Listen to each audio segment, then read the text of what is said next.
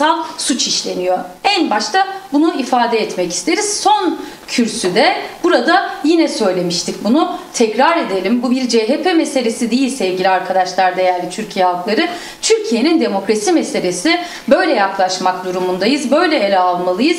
Ve böyle açıkça göz göre göre bir siyasi partiye müdahalede ısrar etmek, üstelik zaten uygulanmayan bir anayasayı, darbe anayasasını dahi ihlal etmeyi göze almak, açıkça siyasi talimatla çalışmanın ifadesi olarak yansıyor kamuoyuna ve bu böyle. Bu tutumdan, bu yönelimden vazgeçmek gerekiyor. Şu anda bir mahkeme heyeti bir siyasi partinin, üstelik ana muhalefet partisinin bu ülkede ve son seçimlerde 31 Mart seçimlerinde birinci parti olan bir siyasi partinin kurultayını durdurmak üzere heyet gönderiyor kapıya ve onun müzakeresi yapılmaya çalışılıyor. Bu görüntüler Türkiye'ye yakışmıyor. Yıllardır tekrar ediliyor. Bu görüntülerin ortaya çıkmaması, bu görüntülerden vazgeçmek için taktiksel değişikliklere değil, zihinsel bir dönüşüme ihtiyaç var. Türkiye'de köklü bir sistem değişikliğine ihtiyaç var.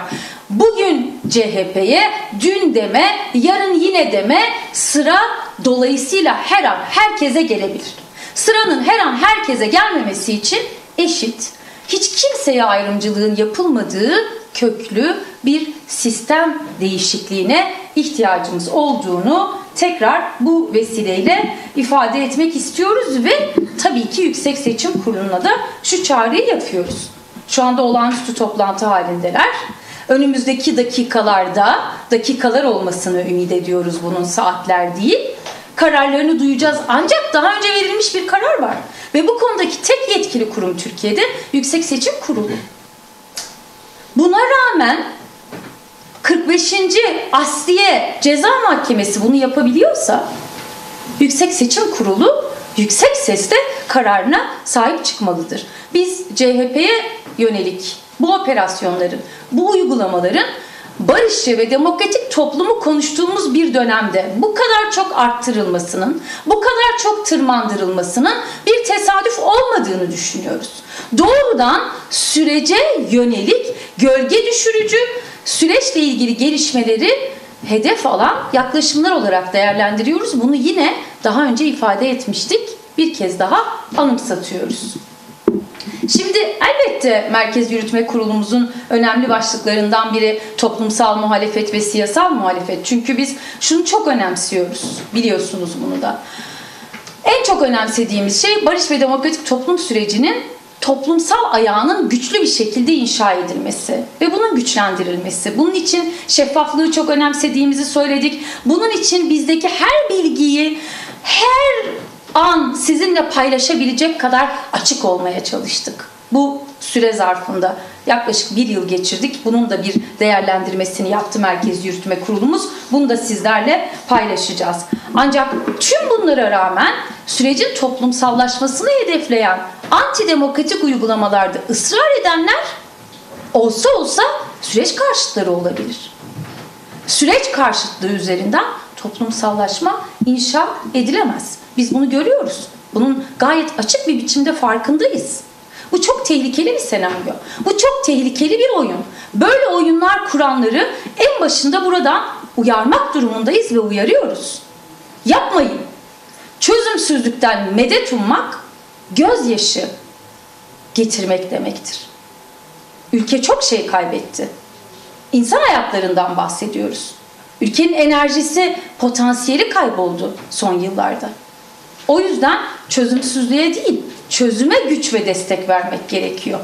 Bu tür oyunlardan medet umanlar da bilmeliler ki bu tür oyunlarla başarıya ulaşamazlar.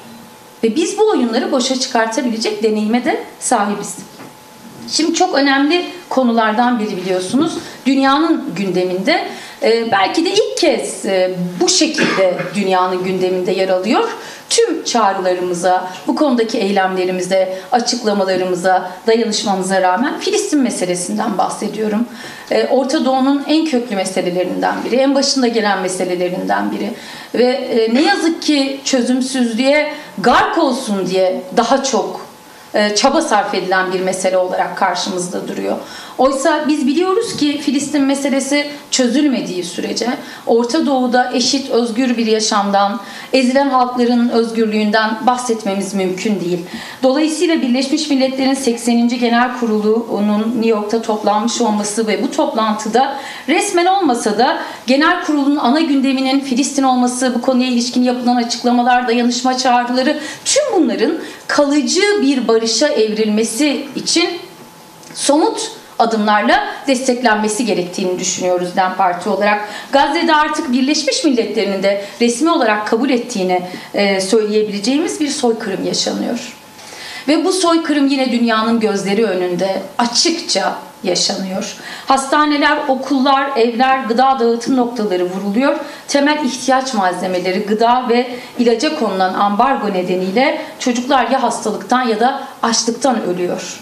Bu dramı görmemek, buna karşı bir çaba içerisinde olmamak insanlık adına utanç verici, en hafif tabiriyle. Dolayısıyla Gazze'de en kısa sürede ateşkes ilan edilmeli, kalıcı barışın müzakere yoluyla sağlanabilmesinin zemini oluşturulmalı. Ve bilinmeli ki Orta Doğu bir halklar ve inançlar bahçesi. Bu bahçede hiçbir tekçi anlayış çözüm üretemez. Demokratik bir model üretemez. Tekçi anlayışlarla da demokratik bir çözüme ulaşılamaz.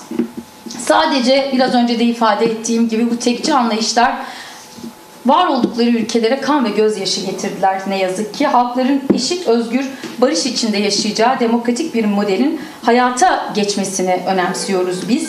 Filistin coğrafyasında başta Yahudiler ve Araplar olmak üzere tüm halkların ve inançların bir arada eşit ve özgür bir biçimde yaşaması gerektiğini, bunun koşullarını oluşturabilmek için de hepimizin gayret içerisinde, inançla, kararlılıkla, mücadele azmiyle buna sahip çıkmamız gerektiğini düşünüyoruz ve bunu savunuyoruz. Biz biliyoruz ki Orta Doğu'da patlayan her silah, atılan her bir bomba, kalkan her bir savaş uçağı ancak ve ancak halklar arasındaki yarılmaları derinleştirebilir. Bunu derinleştirmek yerine halklar arasındaki mesafeleri kapatmak ve yan yana gelişleri eşit ve özgür bir şekilde sağlamak gerekiyor. Bu sebeple de bu soykırım uluslararası toplum tarafından atılacak somut adımlar olmadan durmaz. Bunu biliyoruz. Somut adımlara ihtiyaç var. Hem bu soykırımın durması hem de dünyanın gözü önünde devam eden bu ambargonun ne yazık ki durdurulması ve kaldırılması için. Şimdi sevgili arkadaşlar, değerli Türkiye halkları, bundan bağımsız olmayan bir başka konu Orta Doğu'nun Türkiye meselesi, Orta Doğu'nun Kürt meselesi. Aslında Türkiye meselesi demek de bir sürçülisan oldu ama bir boyutuyla öyle bir hali de var. Evet, Orta Doğu'da Türkiye'nin üstleneceği rol, misyon açısından baktığımızda Orta Doğu'nun Kürt meselesi, Türkiye'nin Kürt meselesi ve artık uluslararası bir mesele olan Kürt meselesi son bir yıldır dikkatle takip ediliyor. Yalnızca bizler tarafından değil, hem Orta Doğu'daki gelişmeler açısından baktığımızda dikkatle izleniyor, hem de dünyada ilgilileri dikkatle izliyorlar. Türkiye'nin bu süreçte nasıl bir pozisyon alacağını, nasıl bir misyon üstleneceğini. Çünkü bunun bölgesel ve küresel etkileri var. Bölgesel ve küresel etkileri üzerinden de içerideki gelişmeler değerlendiriliyor. Bu açıdan baktığımızda biz de Merkez Yürütme Kurulumuzda son bir yılda yaşananları enine boyuna yeniden değerlendirmeye çalıştık. Biliyorsunuz yakın zamanda meclis yeniden mesaiye başlayacak ve bir yandan da mecliste bir komisyon kuruldu. O komisyon çalışmaları devam ediyor. Bunu süreç başlığından sonra değerlendireceğim. Ancak önce süreçle başlamak istiyorum. Barış ve demokratik toplum süreciyle başlamak istiyoruz. Herkes şunu merak ediyor. Merak edilenle başlayalım. Süreç ne aşamada? Durdu mu? Yavaşladı mı? Durağan bir hal mi aldı? Pürüz mü var? Riskli bir döneme mi girdi? İlerlemiyor mu? Dikkat ederseniz ard arda sıraladığım bu soruların tamamında negatif çağrışımlar var. Sürece dair pozitif çağrışımlar içeren, gelişmeleri kamuoyu görmediği için soruları bu yönlü soruyor. Haklı olarak. Niye? Çünkü bir inançsızlık söz konusu. Bu inançsızlığı ortadan kaldırmak için komisyonun kuruluşu çok büyük bir coşkuyla karşılandı diyebiliriz. Çok büyük bir coşku diyorum, sebebi şu: somut adım görmek istiyor insanlar. Hem siyaset hem toplum somut adım görmek istiyor. Bunun da çeşitli nedenleri var. Tarihsel nedenleri var, sosyolojik nedenleri var. Bugüne kadar Türkiye'nin biriktirdiği acı deneyimler var. Bunların yaşanmaması için insanların bu inançsızlık vurgusunu sık sık ifade etme ihtiyacıyla karşı karşıya kaldıklarını sahada da gözlemliyoruz biz. Defaatle buradan da söyledik. Ard arda sıralanan bu soruların negatif çağrışımlarla dolu olmasının nedenini maksatla değerlendirmiyoruz biz. Böyle yaklaşmıyoruz.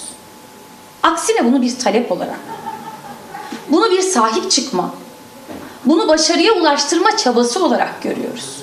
O sebeple de buradan bir kez daha sürecin ilgililerine, karar vericilerine ivme kazanması için cesur bir kurucu iradeyi ortaya koymaları gerektiğini yineliyoruz.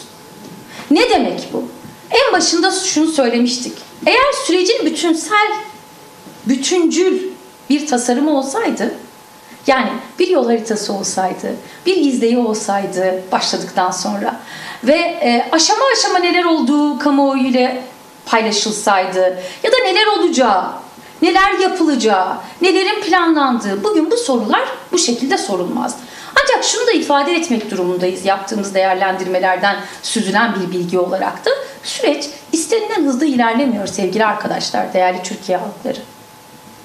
Bu açıdan baktığımızda bu monotonluk kamuoyunda kaygı yaratıyor, bunu görüyoruz. Bu monotonluğu gidermenin, bu durağan hali gidermenin yolları var, mümkün. Biz bunu daha önce de söyledik, yine söylüyoruz. Şimdi tek tek sıralayacağım. Hatırlayalım. Geçen sene Ekim ayına gidelim. Tokalaşmayla birlikte başlayan, akabinde çeşitli açıklamalarla devam eden ve nihayetinde 27 Şubat'ta Sayın Öcalan'ın örgütüne yaptığı çağrıyla bambaşka bir boyut kazanan ve bir de ivme kazanan bir süreçten bahsediyoruz. Sonrasında ne oldu? İşte Mayıs ayında PKK kongresini topladı. Kongresini topladıktan sonra fesih kararını duyurdu. Fesih kararından sonra silahlarını Temmuz ayında yakarak imha etti. Somut adımlar attı. Silahları yakarak imha etmek sembolik olmanın ötesine geçen bir anlam taşıyor.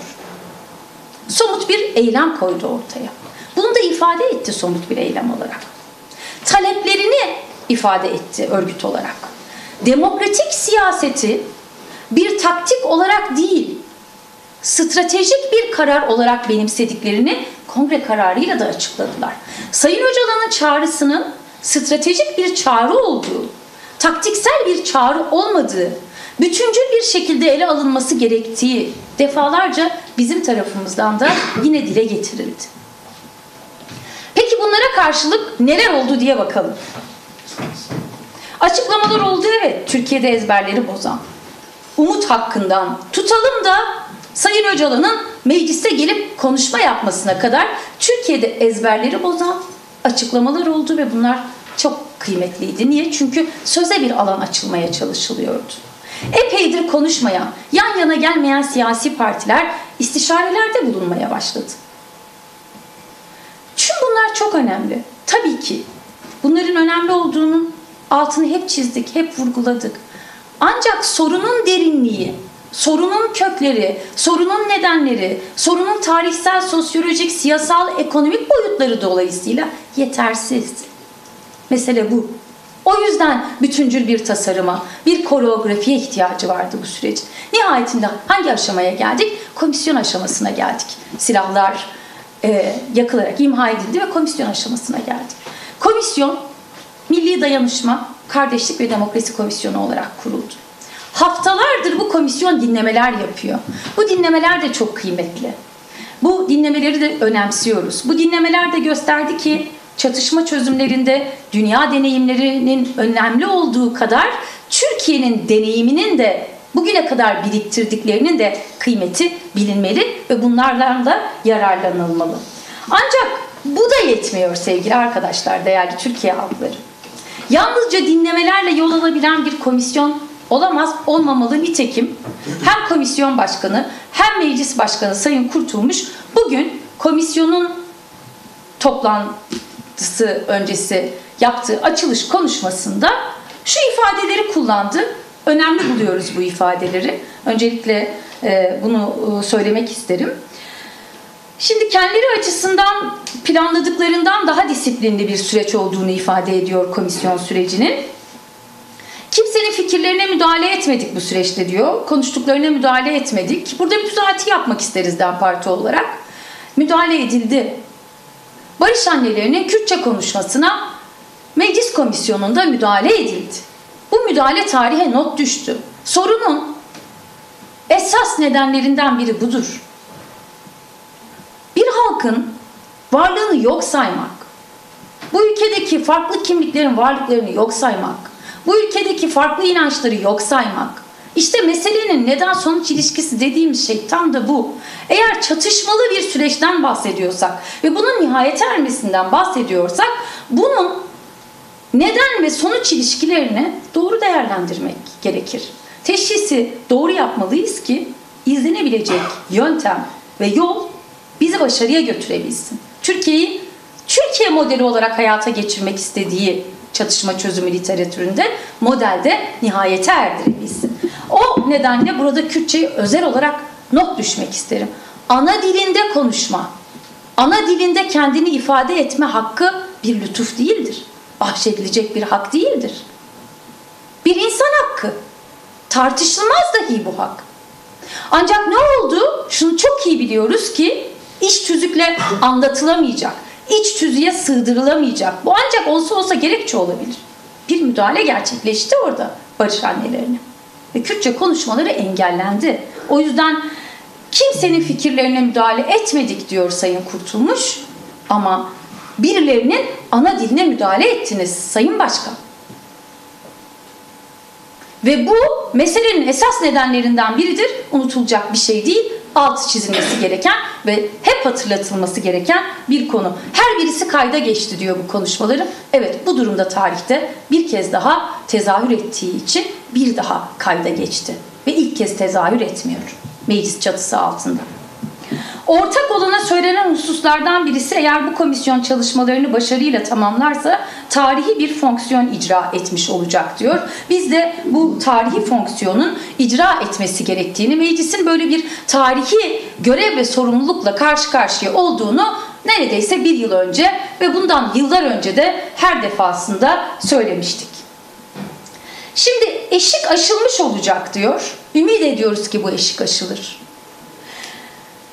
Ve çok önemli bir şey söylüyor Numan Kurtulmuş. Diyor ki bundan sonra bir raporlama olacağını söylüyor ve aynı zamanda yasal bir takım düzenlemelerin Ekim ayına yetiştirileceğini söylüyor. Geç kalmış bir açıklama ama değerli bir açıklama. Biz meclis açılışında meclisin barış mesaisi yapması gerektiğini düşünüyoruz. Ekim 2024'ten bugüne geldiğimiz sürece baktığımızda mecliste kurulan, bu süreci takip edecek, işte bir takım yasal düzenlemeleri, hukuki düzenlemeleri, belki özel yasaları çıkarabilecek, infazla ilgili bir takım düzenlemeler yapabilecek bu komisyonun kurulmuş olmasının önemini ve bundan sonraki odağının ne kadar değerli olduğunu hep hatırlattık ve nihayet komisyon başkanından bundan sonra bir takım düzenlemeler yapılacağına ilişkin açıklama geldi. Bunun takipçisi olacağız. Beklenen daha hızlı ve odaklı çalışmasıydı. Umarız önümüzdeki dönem daha hızlı ve odaklı çalışır ve yine Kürt sorunu yaratan nedenlerin esasına dair de konuşabilir, tartışabilir ve buna ilişkin bir takım tekliflerde bulunabilir mecliste. Komisyonun bir başka önemli işlevi, tüm bu hatırlattığım gelişmeler içerisinde çok önemli bir taraf, ana bir aktör Sayın Öcalan. Yalnızca silahsızlanmaya indirgeyemeyeceğimiz, yalnızca bu kapsamda değerlendiremeyeceğimiz, çatışmasızlığın kalıcı hale getirilebilmesi ve demokratik entegrasyon projesinin hayata geçmesi için mutlaka dinlenmesi gereken bir ana aktörden bahsediyoruz. Buradan çağrımızı yineliyoruz komisyona. Burada bir yerinde sayma halinde durmamak gerekiyor. Madem ezberleri bozmaktan, madem tabuları yıkmaktan bahsediyoruz, o halde cesaretle mecliste söylenmiş söze sahip çıkmak gerekir. Sayın Öcalan dinlenmeli. Sayın Öcalan'ın görüşleri, önerileri bir şekilde bu komisyona akmalı sevgili arkadaşlar, değerli Türkiye halkları. Bu olması gereken. Olması gereken bir şeyi yapmamanın ya da üzerine tartışmanın bir anlamı yok. Bu zaman kaybettirir. Daha hızlı ilerlemek için de bunu geciktirmeden hayata geçirmek gerekiyor. Gerçekçi bir yaklaşıma ihtiyaç var. Yalnızca çatışma çözümüne odaklı bir yaklaşımınız bile olsa, ki bu mesele yalnızca çatışma çözümüne, çatışmasızlık boyutuyla geçici bir biçimde odaklı bir yaklaşım olamaz, yüzeysel bir yaklaşım olamaz, daha derinlikli bir yaklaşımı gerektirir. O halde Sayın Öcalan'ı ana aktör olarak mutlaka dinlemeli, sözüne alan açmalı ve temas kurmalısınız. Şimdi sürecin yarım asırdır süren bu çatışmalı döngüde milyonlarca insanın hayatıyla birlikte Türkiye'nin enerjisine, potansiyeline neler kaybettirdiğini hep söylüyoruz. Tarihin bize sunduğu bu nadide fırsatın kıymetini bilmek durumundayız. Aksi takdirde hepimiz için çok ağır bir vebal, çok ağır bir sorumluluk olur. Başarmak durumundayız. Milyonlarız umudun kazandığını gören, bilen. Mücadele azminin ne kadar kıymetli olduğunu bilen. Bunun her şeye rağmen ne kadar dirençli olduğunu tek tek yaşayarak deneyimleyen milyonlarız. O yüzden bugün burada milyonlara sesleniyoruz DEM Parti adına. Süreç yalnızca siyasi partilerin, yalnızca iktidar blokunun insafına bırakılabilecek bir süreç değil. Bu sürecin toplumsallaşması, bu sürecin her birimiz tarafından kendi hayatlarımıza sahip çıkıyormuşçasına desteğe sarılıp sarmalanmaya ihtiyacı var. Kırılgan noktalarının arttırılmasına değil, aksine güçlü yanlarının arttırılmasına ihtiyacı var. O yüzden hep birlikte barış ve demokratik toplum sürecine sahip çıkıp meclisin yeni dönemde yeni yasalarla Türkiye'yi demokratikleştirecek, hepimizin özlem duyduğu eşit, özgür, demokratik bir Türkiye'ye bizleri götürebilecek yolu açacak, düzenlemeleri yapacak, bu mesaiyi yapacak, toplumla yeniden bütünleşecek bir mesai yapması konusunda kararlılığı gösterecek bir meclis dönemi olmasını temenni ederiz. Bir arada yaşam bağlarının yeniden tanımlanmasından bahsediliyor hep. Bunun yeniden tarif edilmesinden bahsediliyor. 1000 yıllık kardeşlikten bahsediliyor. İşte bunu güçlendirecek çalışmaların yapıldığı bir dönem olmasını temenni ediyoruz. Somut ve hızlı kazanımların, toplumsal ikna ve bu inançsızlığın giderilmesi açısından çok önemli olduğunu düşünüyoruz. Ve bu önemin kavrandığı bir dönem olmasını temenni ediyoruz. Çatışmaların kalıcı olarak sonlanması için yapılması gereken her şeyin yapılacağı, buna dair mekanizmaların işler hale getirileceği, tüm komisyonların gerekirse bunun için çalışacağı bir dönem olmasını temenni ediyoruz.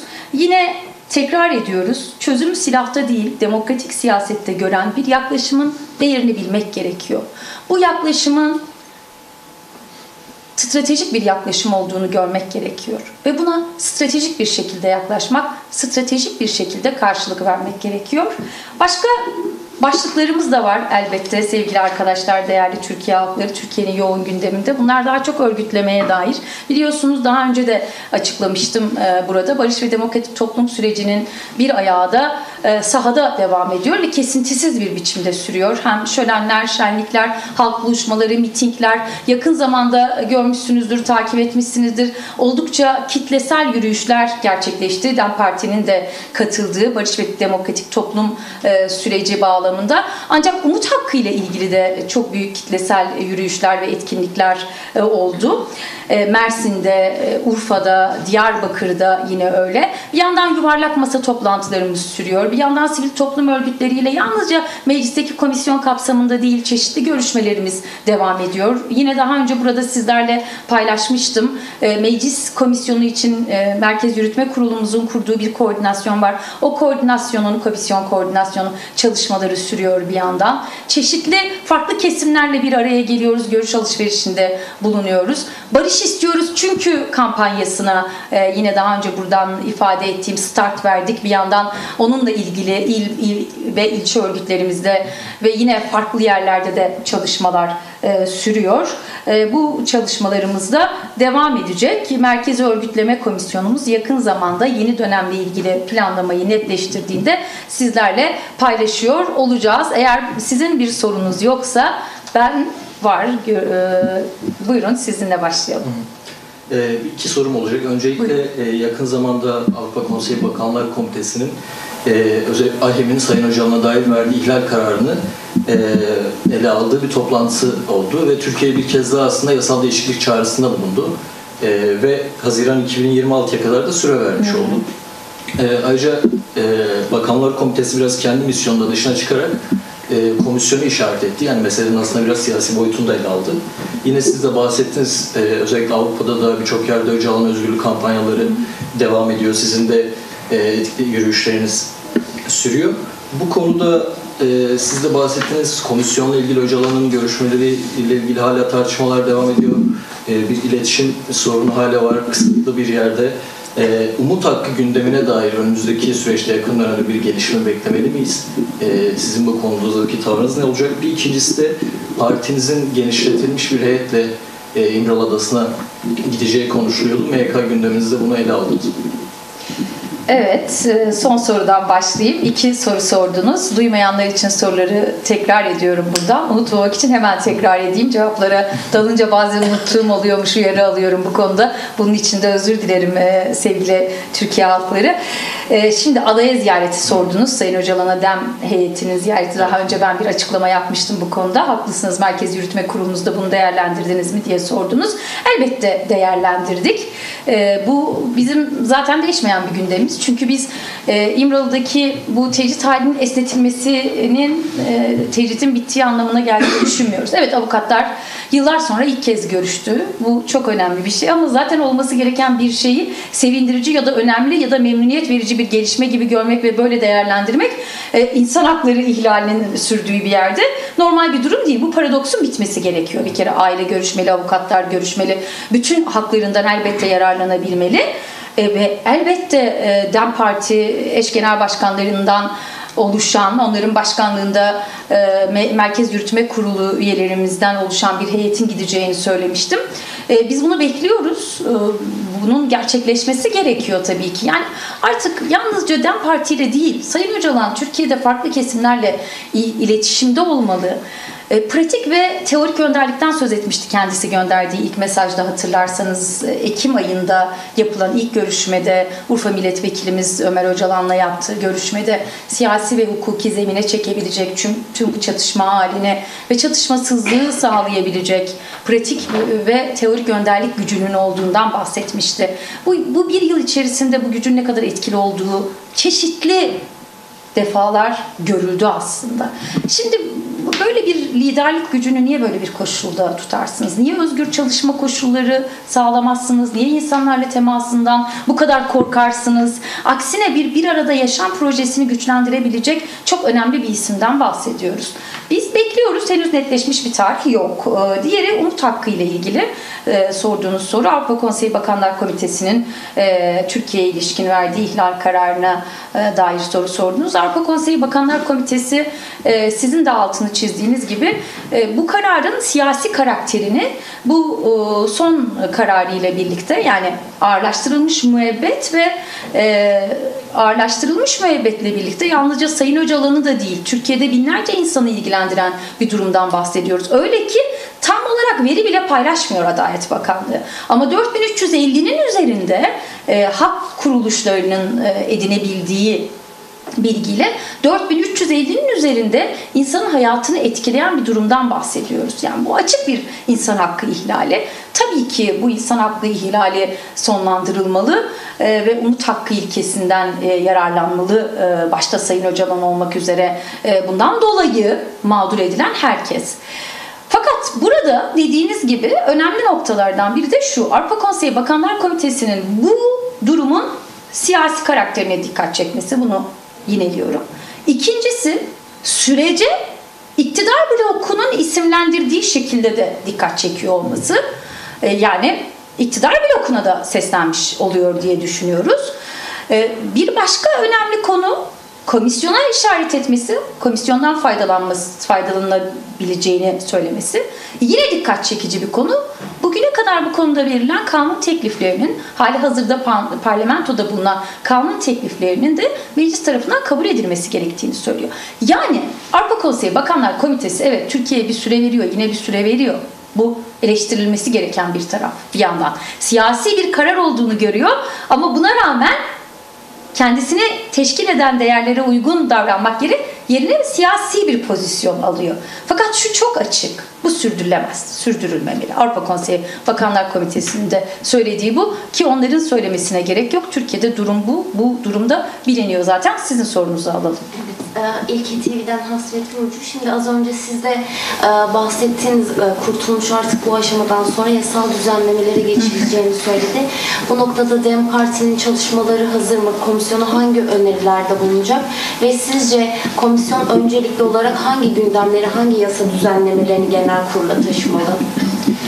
Şimdi komisyon, sizin de sorunuz şöyleydi: komisyon hangi yasal düzenlemeleri öncelikle meclise taşımalı diye sordunuz. Değil mi? Evet, bir de DEM Parti'nin bu konuda çalışması var. Bir de DEM Parti'nin bu konudaki çalışmaları. DEM Parti'nin tabii ki bu konuda hazırlığı, çalışması var. DEM Parti nasıl bir eşit, özgür, demokratik Türkiye olabiliriz'in mücadelesini onlarca yıldır veriyor. Dolayısıyla DEM Parti'nin bugüne kadar antidemokratik uygulamalara sebebiyet veren yasalarla ilgili elbette bir takım hazırlıkları var. Her şeyden önce DEM Parti yıllardır yeni bir anayasa mücadelesi veriyor Türkiye'de. Niye yeni bir anayasa mücadelesi veriyor? Mevcut darbe anayasasından kurtulabileceğimiz bir yeni toplumsal sözleşmenin de mücadelesini veriyor. Dolayısıyla bizim bu konularda yasal ve anayasal boyutlarda hazırlıklarımız var. Ama bu komisyonun gündemi anayasa değil. Bu komisyonun gündemi bir yol açmak. Öncelikle bu çatışmasızlığın kalıcı bir biçimde sonlanabileceği yolu açmak. Mesela tekrar edeyim, ben bunu sıkça tekrar ettim. İşte Beste Ozat'ın açıklaması var. Öncülük etti sonuçta silahları yakarak imha eden gruba. Ne dedi? Barış ve Demokratik Toplum grubu olarak demokratik siyasete dahil olmak istiyoruz. Nasıl?